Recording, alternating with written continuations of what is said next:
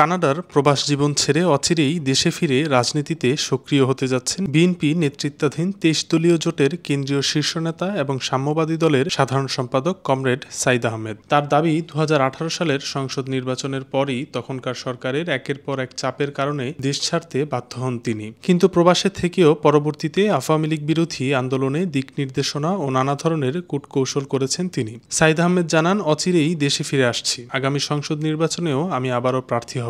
আশা করি জোট আমাকে এবার মূল্যায়ন করবেন। তিনি জানান, ২০১৮ সালের নির্বাচনে মনোনয়নপত্র পেয়েছিলেন, কিন্তু পরবর্তীতে জোটের কারণে এখানে এস এম আকরামকে মনোনয়ন দেওয়া হয়। এরপরই তাকে সরকারের বিভিন্ন গোয়েন্দা সংস্থা নানা ধরনের চাপ দিতে থাকে। আওয়ামী লীগে যোগ দেওয়ার জন্য চাপ দেওয়া হয়, বাসা থেকে তুলে নেওয়া হয়। একটি সংস্থা তাকে আটক করে গুম করার চেষ্টা করেছিল বলেও জানান তিনি। তাই জীবন বাঁচাতে দেশ ছাড়লেও রাজনীতি থেকে পিছপা হননি তিনি। প্রবাসে থেকেও নিজের নেতাকর্মীদের মাঠে সক্রিয় রেখেছিলেন। তারা আজও কাজ করছে। সাঈদ বলেন, আমার দীর্ঘদিনের রাজনীতির ইতিহাস রয়েছে, একের পর এক মামলাও হয়েছে আমার বিরুদ্ধে। আমি আশা করি জোট এবার আমাকে মূল্যায়ন করবেন।